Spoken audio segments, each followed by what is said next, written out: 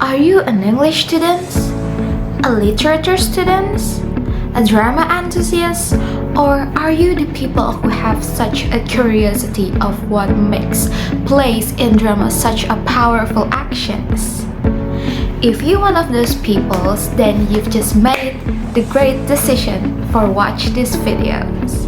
Hi, my name is Nisrina Fathia. So today I want to recommend you the best books under the title Introduction to Drama and How to Analyze It by Rina Husnaini Febrianti and Noni Marlia Ningsih.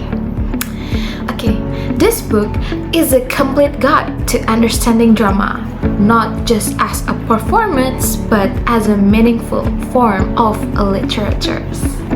So now let's check it out. I know you might be wondering what is this book about?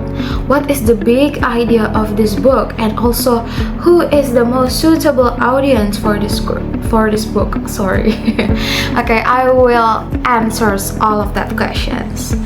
So first, I think this book gives us everything we need to comprehend, enjoy, and to analyze drama in a more deep and structured way.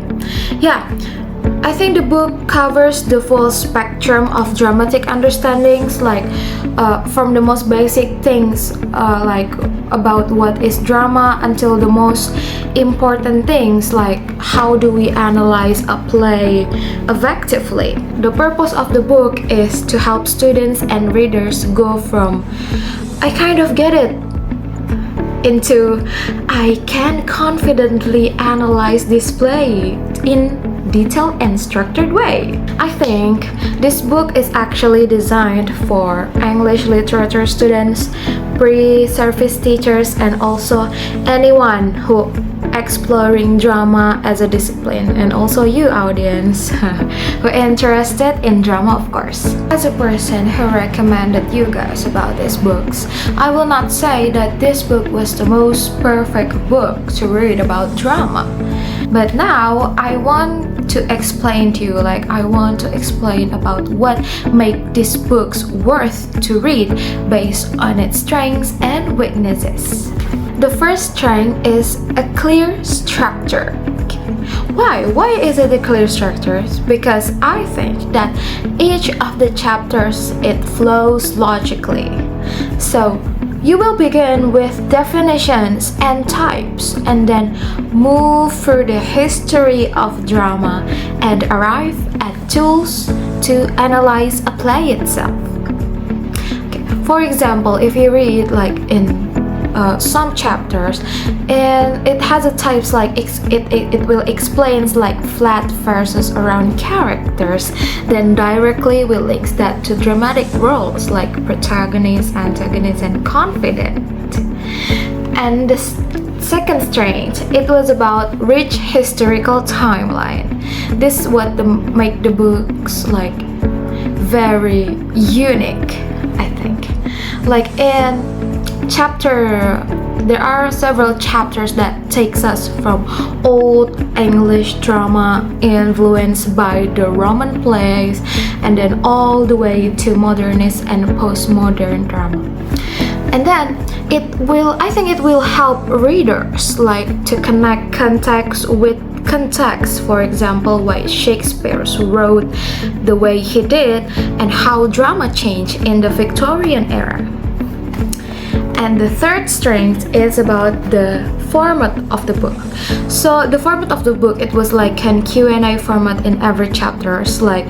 This what makes complex theory easier to digest. If you're wondering what pathos and sort of the things means, the book will explains it with an emotional example that will stays with you. Let's move on to the weaknesses. I think the first weakness is that this book was very heavy in theory. Okay, I found some parts of the book it was packed with terminology. I think words like sentimentalism, blank verse, cynicism might feel very overwhelming for beginners without further explanations from the words. And then the second weakness, I think that this book is less interactive. Like, there are no exercises in the book, there are no practice segments like questions in the book. So while the theory is great, I think audiences will need to apply the analysis steps on their own. Yeah. Okay, but still, these issues don't reduce the value of the book. They just mean you may want to read this book like alongside examples or group discussions. So you might wondering, despite all of the weaknesses in these books, why you still recommend these books to us? Like, yeah, you might questioning sort of that things. So why these books is really worth reading? It was like because it will transforms the way you see drama. Yeah, these books will help you on it. Before reading this, I used to just watch plays or read scripts. I'd enjoy the story, but I didn't really understand like how the story was developed and constructed, or why those certain scenes should to hit on so hard. I didn't understand sort of that things.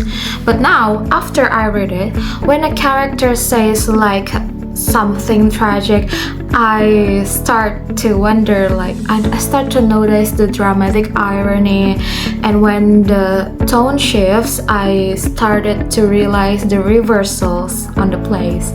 And when there's a quiet moment in the plays, I wonder what is the stage device at the play. Whether you're reading Romeo and Juliet, Oedipus, or yeah, sort of that drama things, or even maybe a school play, I think these books will help you appreciate the art behind the emotions. It makes you not just only a viewer, but a thinker. Yeah, not just an audience member, but an interpreter of meaning. Okay, finally, so to wrap up this video, I think introduction to drama and how to analyze it, this book, it's more than a reference.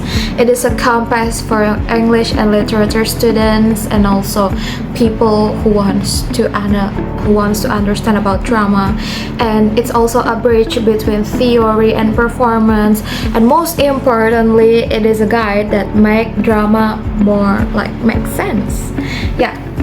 Okay, so whether you're analyzing a classic tragedy, teaching dramatic text in class, or writing your thesis on Shakespeare maybe, this book will give you the foundation and tools to do it well.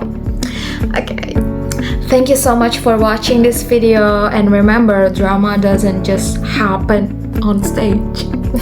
It happens every time we pause, we interpret and reflect. Okay, so my name is Nisrina, Fathia, and see you later.